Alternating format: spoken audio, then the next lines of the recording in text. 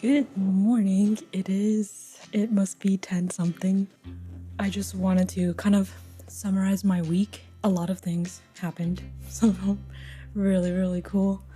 Others kind of uncomfortable, but still a sign of growth. And I have my planner here. On Monday, I met with my friend, Marilyn Doe. I filmed her talking about how she recorded the Mission Bay High School Orchestra, which my friends and I recorded and documented last year. It's been like a while since that project, but I'm still really motivated by her creativity and like just the way that she made it come to life, and I admire her so, so much. So look out for that episode. I met with one of my one-to-one composers, Charlie. I remember in our meeting that we were writing cold DMs to the filmmakers that you found, and it was just like really productive, and it made me realize how naturally like things like this come to me and how fun it is to kind of share that with people. So Charlie had found like 5 filmmakers, and together we, thought about what he had in common with them and kind of like the angle that we wanted to approach with. I talk about it more in my course, and I haven't really talked about it here, but basically, I divide my cold DMs either into short game DMs or long game DMs. And all that means is you either, figure out if they need a composer and try and fill that need. And then long game DM, you just focus on the relationship. No expectations. You play the long game. You take your time. There's pros and cons for both. Maybe I'll talk more about it later. But yeah, that was fun. That was my Tuesday. And then on Wednesday, what did I do? Wednesday, I think I was working on my ukulele track. And if you know me, I love ukulele, and I grew up in Hawaii for like a couple of years. So that was one of the first instruments I ever learned to make music on. And fun fact, I'll share more about this later. But one of the composers I worked with in the past, last year, he proposed that we compose together, and instead of me finding filmmakers for him, that we do it together essentially as like partners. And I was like, see, this is where things get funny. You know how I'm always telling you guys, believe in yourself and like blah blah blah. And I try to be a good example, don't be a hypocrite. But it's really interesting, working with composers who have a lot more experience than me, a lot more accolades, and then thinking this whole time, like, they're up there and I'm down here.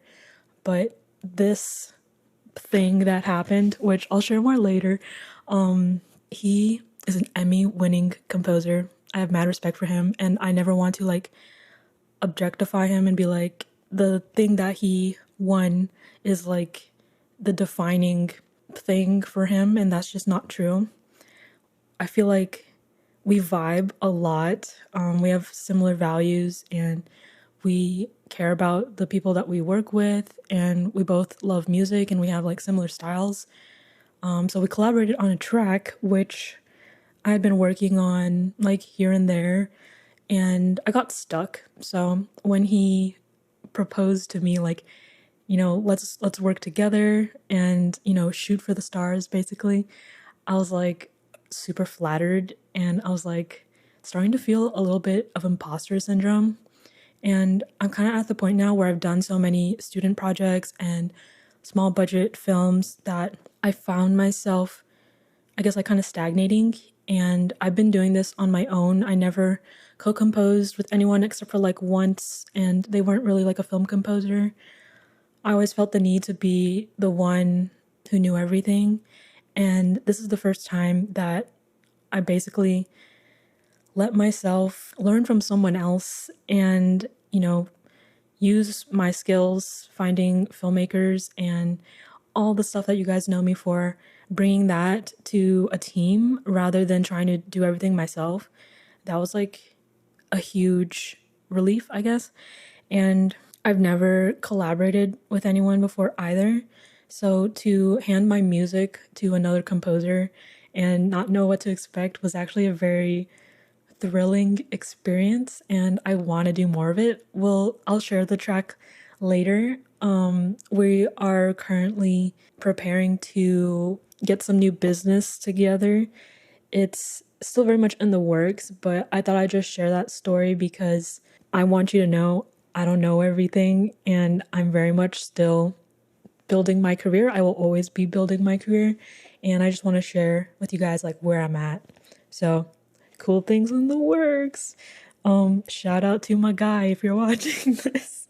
Hope you don't mind. We'll keep you a secret for now. And then what else did I do?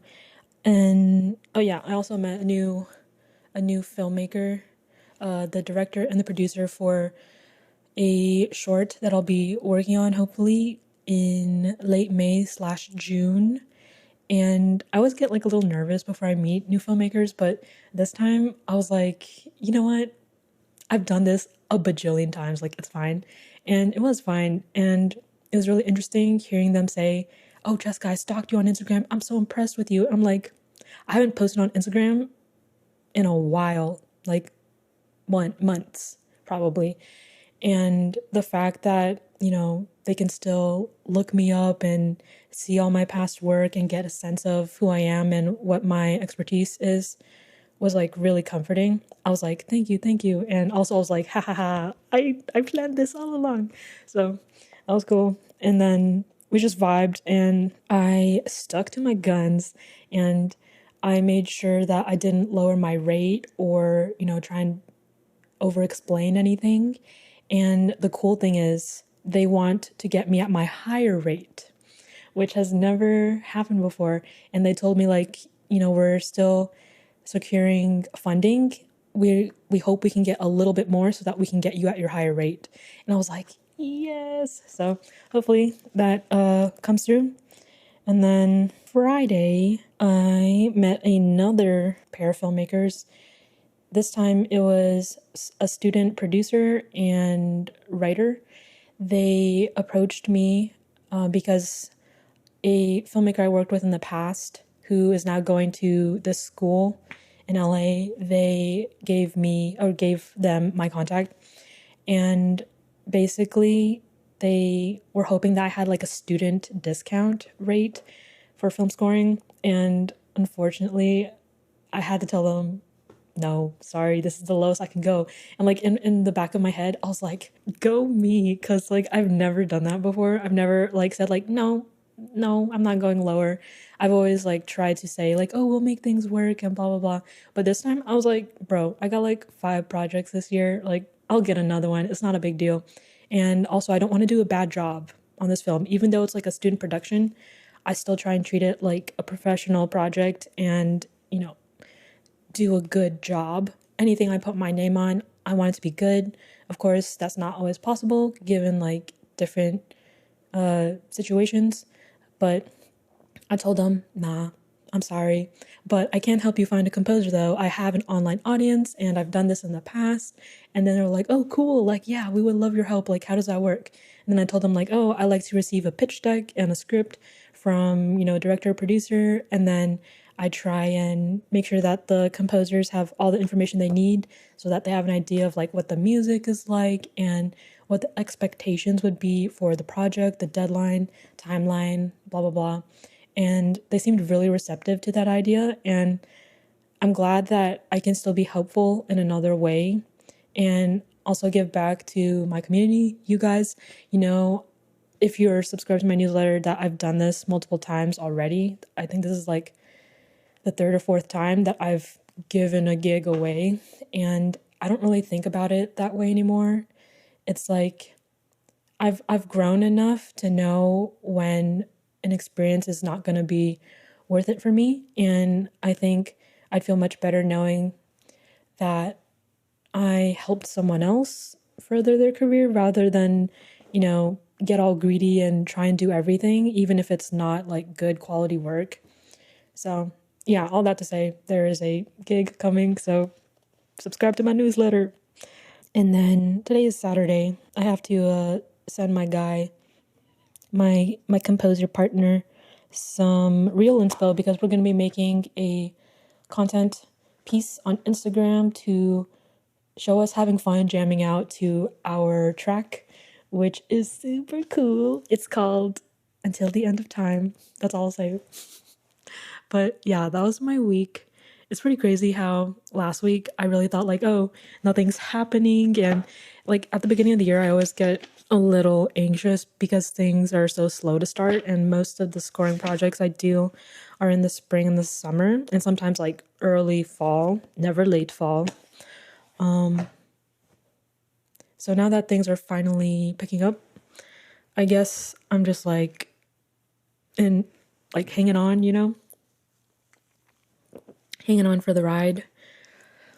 It always happens this way, but I still feel anxious. Like it doesn't really change anything, but I think I know how to embrace it a little bit more and keep myself busy in a good way in between projects. My last project was November. Yeah, November last year.